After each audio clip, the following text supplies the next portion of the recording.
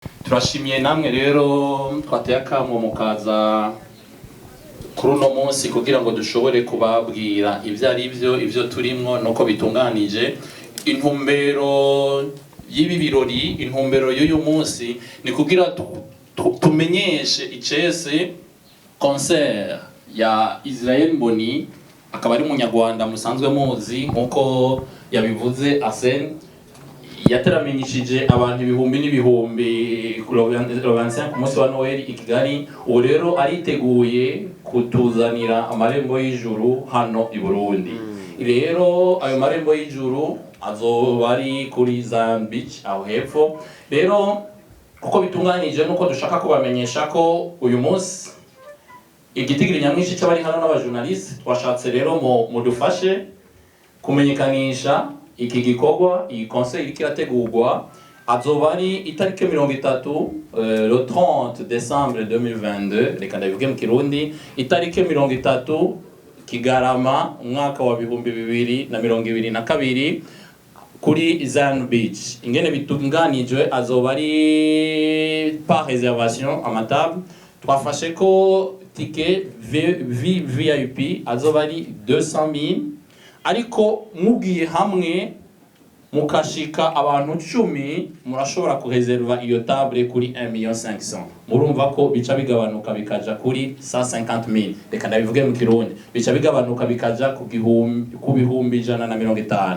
Hazoba hariho rero na VIP azoba ari 100,000 mu Kirundi ni ibihumbi 100, sibyo? Azoba ari itariki le 30 décembre 2022. Pour le 1er janvier 2023 twiyumviye ko tangura umwaka turi imbere y'Imana mu iyo concert. Azoba ari 30,000, azoba ari semi grand public azoba ari 30,000, ni kuvuga ibihumbi 30. Le 30 bizotangura isaha 12:30, ariko le 1er dimanche toujours kuri Zion Beach bizotangura 16h30, ni kuvuga 16h, sibyo? Hama turiko rero turabategurira ibikorwa concert ishimishije. Rero murashobora kureserva amabiye mukoresheje muhamagaye ya le 30, muhamagaye kuri 22 28 15 15, canke mukeneye kugura ayo matike ya surtout le 1er ayo ya 30,000 mushobora kuyasanga mugatelefona kwizo nimero nyene, canke mukayasanga ku ma point de vente, bakayasanga bakayasanga ku ma point de vente. Imwe iri alimentation Agaharawe aha muri ville, hariho na KCO mu Kinindo n'ama KCO peut-être no mu Kigobe murashobora kuyihasanga. Bisaba rero kumubwira abantu ko bategerezwa kunyaruka gufata amabiye kuko ayo matike kuko baguma bayafata ku bwinshi. Nawe urazi ko ikibanza usanga kitari elastique bigume caguka, mushobora kwikubita agashi musanga ibibanza vyaheze mugasanga murahombye iyo migisha. Rero turabashimiye cyane rero ko mwadwaye hafi. Tuzoba turi kumwe n'abaririmbyi n'abartisi bo ngaho iwacu nabibabwiye. Hariho Sweetbeat Benis, hariho Pastor Lopez, urumva ko hariko na ka pasta muba ko bizoba bikomeye. Hakaba hariho na Inyenyeri, tuzoba turi kumwe. Tubifurije rero umugisha, tubifurije kuroranirwa, kandi tubifurije ko muri ico gikora muri iyo concert muzohabona ubwiza bw'Imana.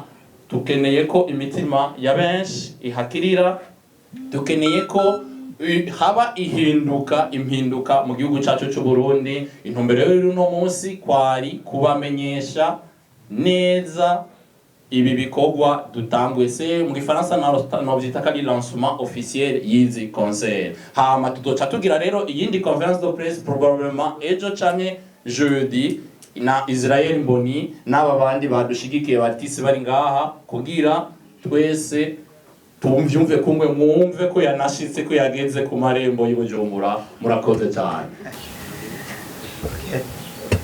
Turashimiye d'abord ko mwaje kitabira no lancement nkuko yabivuze.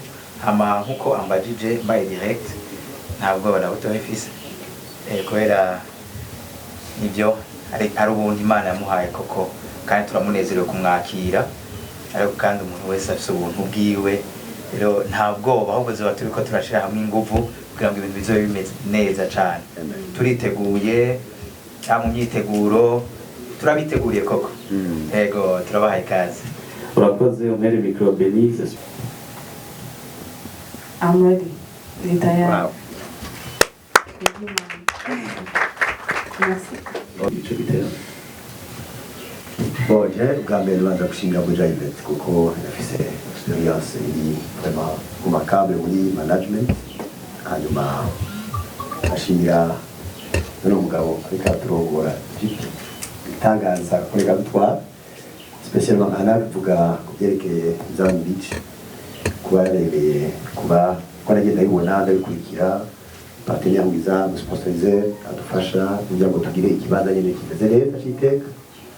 Rero ni événement bwanje apa kuba mu organisateur mu bandi yitezemo ibintu byiza byinshi umva ati sije no nirashitse ya no ku bwanje nyene avant yuko fata ko nta événement novuga ni yo no bawambere nanje kuba hanyuma gira kabiri ni événement ariko ndaraba abayirimo n'aba journaliste bitabye twifuza ko haboneka ibinduka muri management muri organisation ubutunganywa sira qualité bitangwa mu kirere cy'Ubujumbura ndetse no mu marembo y'Ubujumbura kugira ngo abantu nyirashe kuronka ibintu bimeze neza. Hanyuma cyanyuma numva novuga single événement ni kugira abantu kubyo nabonye mu minsi iheze abantu usanga baje kugura à dernière minute kandi bafise une certaine considération sociale mu nyuma kubera mutabishize mu nteguro hakiri kare ugasanga by'ukuri le protocole ikozwe uko yabiza gukorwa hakiri kare. Jewe kubera muhaye mikoro numego nababwira ko l'événement mu Burundi yarahindutse abantu basigaye babihurumbi hakiri kare abantu bakarezeva hakiri kare kuburyo uvuze à la dernière minute ushaka gusanga bafashe ikibanza utabizo gufata. Alors les coordonnées les contacts babahaye bozikorera ko cyane kugira ngo umuntu wese ahabitekwa abereye mu kibanza abereye umwanya aberewe kugira ngo ntihagire akantu kamwe kononekara. Murakoze. Nuko turashimye cyane rwose kumviragira n'abandi bapartenere bubigira ibintu bikabanda iryoha Amerika tukoze muri mu buhinga bw'ivyo hari kubunye wakubise organisation y'akataraboneka yitegurigeze bashimire abantu baje kudushigikira abajournaliste bitavye buno butumire twavyise pre-party kubera ko on se dit kugira ngo événement igende neza les intervenants d'abord support de Makumbi hama twicaranye tugasangira ibije nkavuga ntibitiza kuba gusa kubera ko ari pre-party kubera cyo tubiteze ko mushaka ko mutufasha ariko no mumenga tunabemera ko hazoba na after party kugira ngo dufatanye gutyo habaye n'akantu kaba nk'agatosi bidufashe kugenda dutera imbere kandi twebonye rero kuri kote ya Buja Event nashaka ndabashimira hanyuma ndabamenyesha aho ibikorwa bigeze integuro igeze kure le fait que muri ngaha anya nuko deja sisa les préparatifs za mbere ikigira kabiri installation zatanguye no munsi ni ku munsi wa kabiri nkuko twabisezeranye na Zion Beach baratwemereye ko bashobora kudisponibiliza ikibanza hakiri kare kugira ngo imyiteguro igende neza. Dushaka ikintu kizoba à la dernière minute tumaze kugira experience nini umwanya munini turamaze kubona mbega bibera he ikibazo tubera he rero tugize imana tukaba turiko turaparticipa muri organisation tukaba ari twebwe tubiteguye biroroshe ko dushobora gukosora kwa dutosi twose rero installation zatanguye ibikorwa biriko biraba hanyuma si igikorwa cyo kiraba ari kimwe gusa bifatanywa n'ibintu byinshi biriko birategurwa hirya no hino uvuga ko twarabifashe byose amen kandi tukavuga ko byose bizogenda neza. Rero subiye kuco mugenzanje ko organisateur yavuze hari ikintu citwa gukora ikintu hakiri kare kubera waciteguriye twebwe twotegura ibi canke biriya mugabo turakeneye ko kuri Zion Beach tabasiyoprenant bagatangura kuja kurondera novuga amameza y'umuntu yiyongerako kumbura ico kibanza kitagisigaye mwarabonye ko mu matike sinzi ko byanditswe ko hariko ikintu kijanye nuko kujya VIP abantu bazofungura alors umuntu azofungura gutegurira kubera ko aje ubwo nyene umva ibintu biza gukorwa hakiri kare kugira ngo nawe wakwakire uko nawe warushaka wo kwakira hariho amakosa tutazokwemera ko mudushirako ikizoba caguye kuri mwebwe il faudra assumer ariko ico twabasaba ni uko tuzoshiraho ico je nokwita ko ari des pénalités si biza kubivuga gutyo muri organisation kubera ko umuntu ariko arabaresha muge ko tuvugana ukuri ku muntu aje atevye bizosaba ko tukoresha ingufu nyinshi rero muri ico gihe igiciro gishobora kuduga c'itike rero nkavuga ni ku muntu ashaka kwitegura aze muri ivyo biteramo abimenyesha kare kugira ngo natwe dukorere ku bitigiri tuzi neza les places sont limitées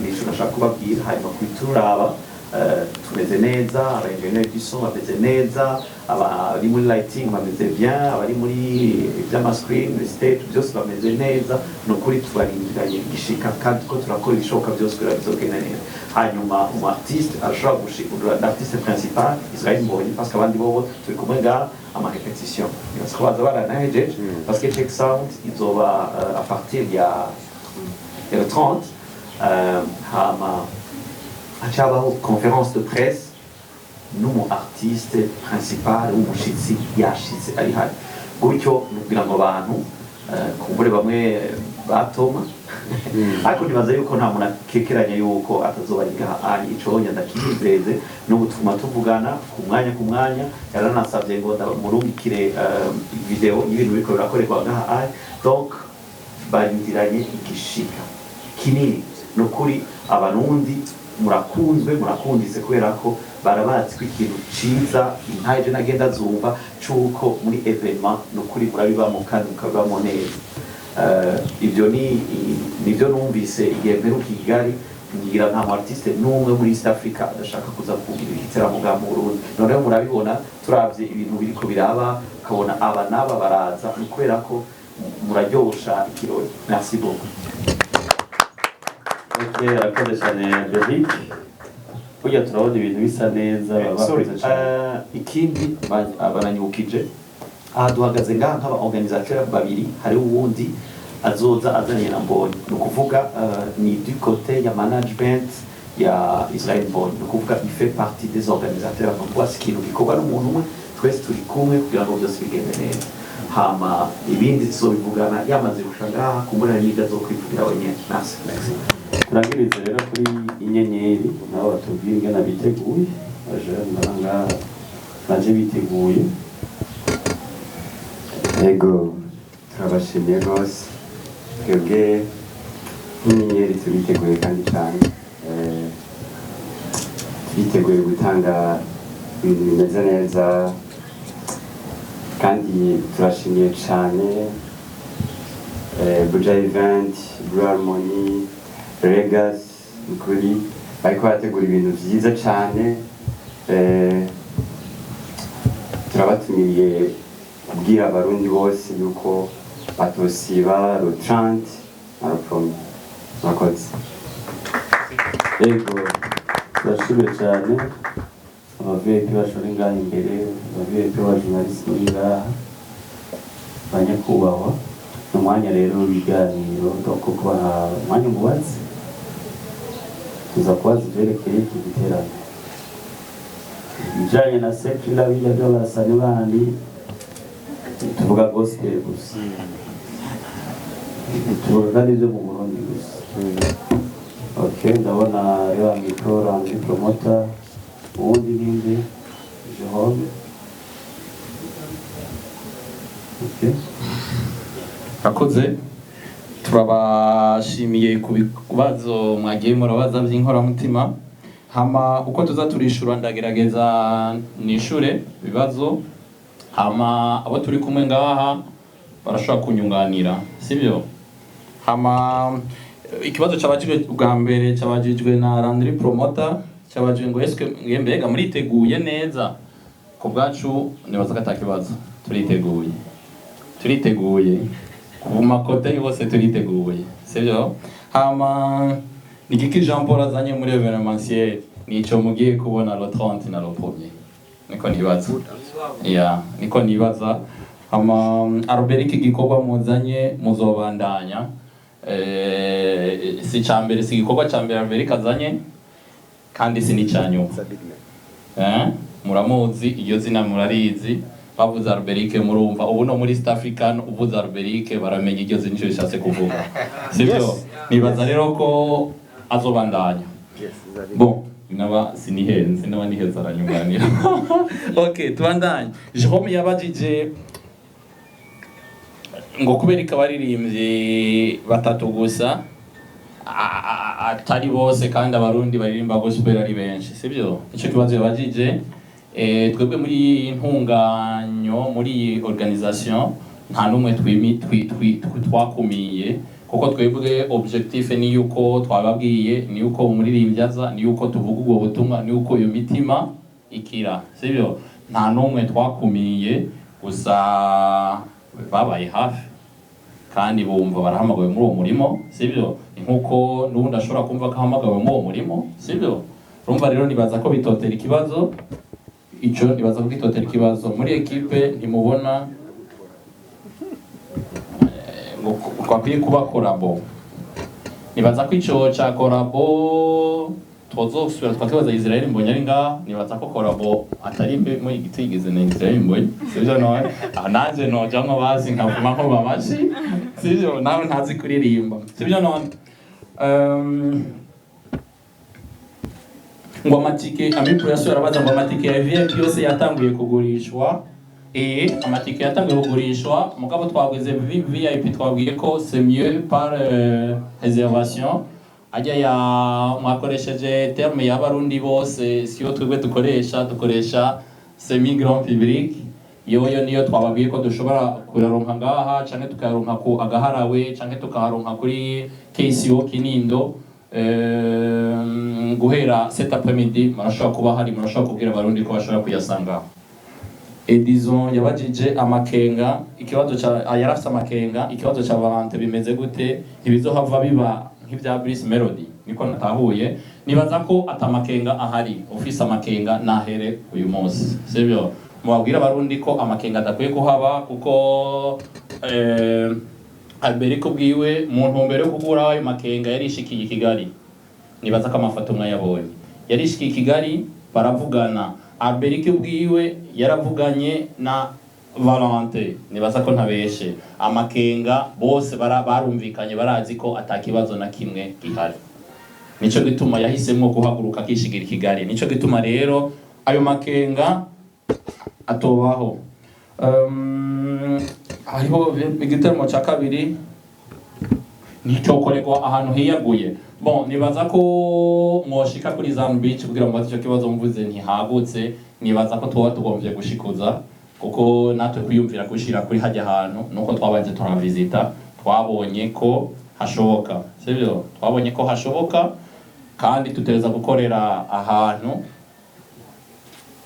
en toute sécurité totale donc hari hatunganye kandi turi suri ko biza kugenda neza ntituvuze ko handi hatari suri mugabo haragutse niba ari amakenga yuko hatagutse haragutse sibyo nibaza ko ayo makenga yohera abatubajije ikibazo nibaza ko bodukurikirana bakabikurikira bagareka gutera inkuru hama Patrick yabajije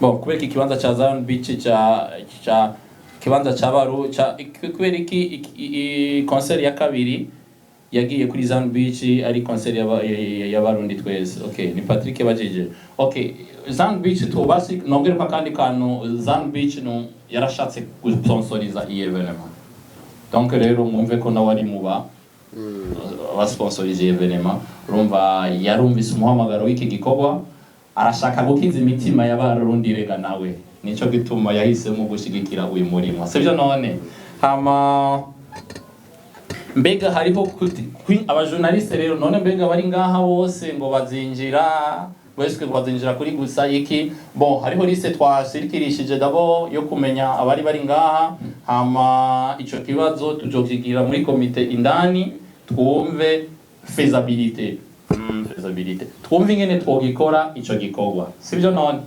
nibaza ko inyishu itomoye abarundi bazohungukira iki deja bamaze kunguka mpemu ariko araje kageze ku marembo nkuko nababwiye mwebwe mageze ku marembo bazunguka uko iyo mitima izoruhuka iyo mitima ashaka numvirije indirimbo ya Mbonyi imwe hari ikintu muri jewe numva gihindutse rero kubona twiyempise, kubona twishize indani bw'igikorwa tugikore, nuko tuzi ko niba bihindura imitima yacu, hari imitima y'abarundi izohinduka nayone, hari imitima y'abarundi, hari ibibazo bya abarundi twaciyemo peut-être individuellement umwe byagiye bimukora ko uburyo bunaburiya, ariko niyumva mpemu yera yamanutse ashobora guruhuka kandi agategura neza umwaka wa 2023. Nico gituma twiteze ko abarundi ubwabo bazoruhuka kandi n'igihugu kizokunguka mu buryo ubu canke buriya. Na le fait que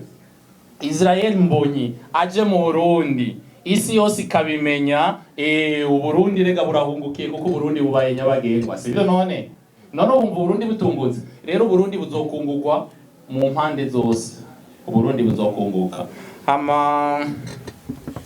Amikoro y'amarundi ni make, nivyo cane, amikoro y'abarundi ni make, turabizi, kandi turakenera kurondera uwo mwuka wera natwe. Naho imikoro ari mike, turakeneye kuruhuka iyo mitima. Nico gituma rero twahisemo kubigira uko, kubera urumva Israel Mbonyi kugira ashike, urumva urazi ko preparation murabizi ko ubu bisaba uburyo.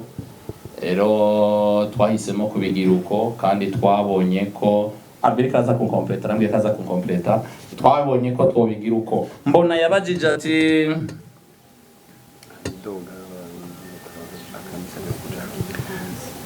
abartiste benshi nibaronka akaryo. Okay, très bien. Nababwiye ko Albert azwi cyane muri East Africa. Bon, mbabarire mvuga imwe mu plan yawe, sivyo? Si tu le permets, Albert. Okay. Arafisa amaplan yo gukora muri East Africa kuko baguma bamutumako, naranze gusaba uruhusha kugira ntawe mwanamuvuga ibi. Arafise plan zo gukora muri East Africa. Rero amaze gukora muri East Africa akazaragenda aza kubaka cyangwa se mu bintu by'ama evenement, ndizera ntakekeranya katazora umurundi amuherekeza, sivyo? Ahubwo ikibazo cyari mbega ni atangura kuzaragenda hari yatwaye abartiste, azojana n'aba bari imbere gusa cyangwa aziyumvira abandi. Nibaza ko ikibazo cyari guhagarara ngaho, reka cenda cishura, ntagazojana n'aba gusa, azojana n'abandi nkuko yojana n'aba. Murakoze cyane.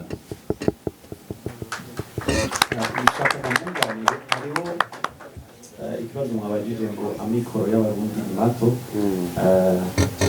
nivyo birashoboka ko ayo mafaranga ashobora kuba ari menshi kandi ndabitahura, ariko kugira umuntu ategura igikorwa nk'iki bisaba uburyo bwinshi, bisaba kwitanga bidasanzwe, ariko twebwe twagiye hamwe, kumbure tukaronka n'umwe ashobora kubana natwe, nta muntu wundi n'umwe haraboneka ashobora gushikira kino gikorwa.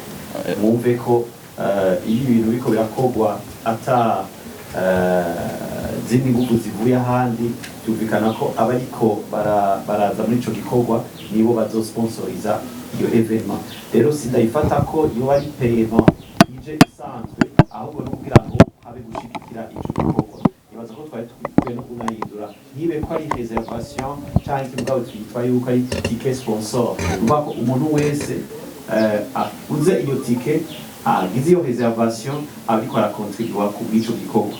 Rero sukuri bisanzwe, ahubwo no gushigikira ico gikorwa. Hari ikindi naco mwari muvuze bati bega abo baririmbyi bacu baronka gusa abashitsi baza, mbega bo kwe tubatagenda. Je ari ikintu nemera ni kimwe, nuko iyo urugo atakirugendera ntakiba kirutaha. Rero tubona abantu baza nuko turi ico turi, nuko bafise ico baza kuharondera kandi bahasanga, ariko kimwe nuko natwe twitegura, baradukeneye ko natwe dusohoka. Mugabo ni kimwe, ntibizokorwa nabo dutumira, bizokorwa na twebwe nyene gutwara abo bantu bacu ahandi. Banashaka mbaze nk'abajournaliste bari ngaha, mbega hamwe twogenda n'uyu mugwi uri ngaha w'aba bantu batatu, ubwo tworonka abajournaliste bo kwitanga bashika 40-50 bo kuduherekeza. Ico kitowe je nibaza rero rendez-vous, nibaza ko ari kera, hazoba ari muri 2024, il faut que natwe dusohoke. Donc ibyo namwe muvyitegurire. Tugira Imana apotre yahora muri Etats-Unis, azobisengera, yari yaherekeje umukuru w'igihugu, sinzi ngene babigenje, n'ibyasaba ko baduherekeza. Muratubariza ko abajournaliste bo duherekeza kugira ngo turi ku muri Etats-Unis ahari hose, kubera ko aha canke hariye ico je nakekeranye nuko ibyo dufise ni vyiza, ibyo dufise birakunzwe, kumbura ubu niho ibi bintu bitoba biriko biraba, kandi ntimwibagire hariho periode igihugu caciyemwo kitari kimeze neza, aho hariho ibibazo twaciyemo by'umutekano, ibibazo twaciyemo by'ingorane, donc gusohoka wasanga abaco biyumvira ubwa mbere atari kuja gusohoka ariko kwanye no kwiyungunganya. Ubu rero ko umuco uri kuraza tukaronka n'abandi baza ngaha, natwe ubu hageze ko dusohoka, imwitegure Jacques Monotera n'abartiste bose nuko nimugwize vos produits. Nta muntu azogutora kubera urundi ngo tugende, umuntu wese azogutora bivanye n'ico ufise kandi ushobora kuba wotanga. Je vyongora ingene no guhitamwo indirimbo na jimwe ndayifise, sinzi uko umenga ni imwe cyangwa usanga atari neza, mais de toute façon kugira umuntu arinda mwiyumvirako. Mu Rwanda hari abaririmbyi benshi kubera iki twazanye Israel Mbonyi. Je nibaza ko hari ico bibakoze kora gwiza ibikorwa, gabanya amajambo, uraba ingene mu misi iza ikintu ushobora kwikorera. Merci beaucoup. Nagomba kwanza turadukomera amashyi abantu bose bamaze kumwe n'abajournaliste bose murazi turavuga. Benda nabyo ariko atwubiza yuko iyo igihugu kitafise media ntaco kiba gifise, kandi natwebwe twiga mwebwe mutabishigize mu ruhara aho twogera. Mwavuze yashikirije ati mbega Uburundi buzokunguka iki? Nawe ntari umuvugizi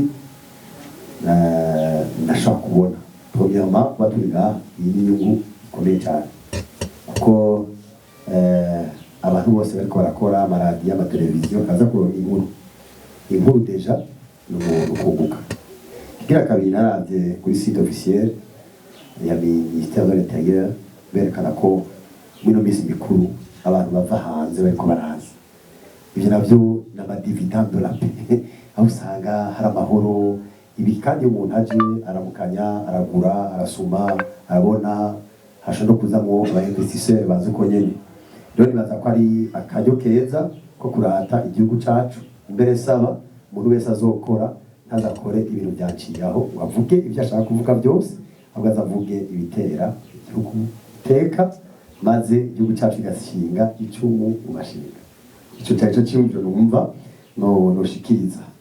Hanyuma kuba journaliste abartiste bacu basohoka, nguma mbona ko kugira ngo umuntu asohoke aba yamaze gufata akarere ahari, agafata akarere ahari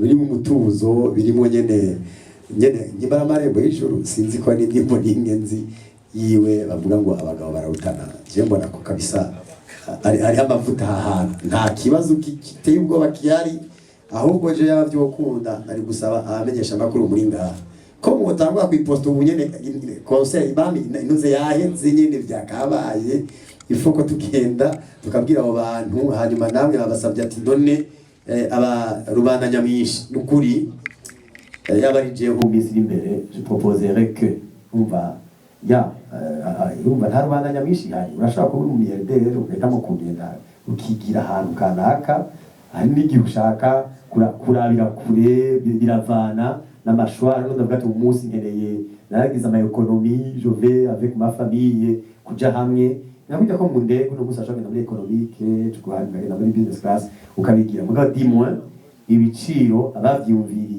bavyumviriye avec un intérêt particulier yo guparvenir kubaha ikintu gifise un standard gifise iteka ishobora kubahwa ikubahisha barimwo ikubahisha baje kurorera bakokamira image abereye mbere bigatera iteka igihugu mugabo mwashaka ko tugenda muri Nyarwatsi ashobora kugenda ahantu bakoma amashi ubwo twotumira uyu ashobora kuza twotumira aba ashobora kuza duhindura calibre na forme ya concert tuyihindura alors ikintu cyose gifite standard yacu nkanasambere yuko abantu urumva ngo birazimvye n'ibizimvye kandi abarundi je nimuserukire amikoro yanje nimuyazi ko nimwambakije nitwabaziranije kuko murabizi nyene amikoro y'abantu aratandukanye nabibonye igihe twari turakorana na Buja Event kuri heruka twarakoranye sold out yabaye midi c'était fini iza bagira 150,000 c'était fini bakaturondera aho nabaje mu nyuma nukuri twaramaramaye ko umuntu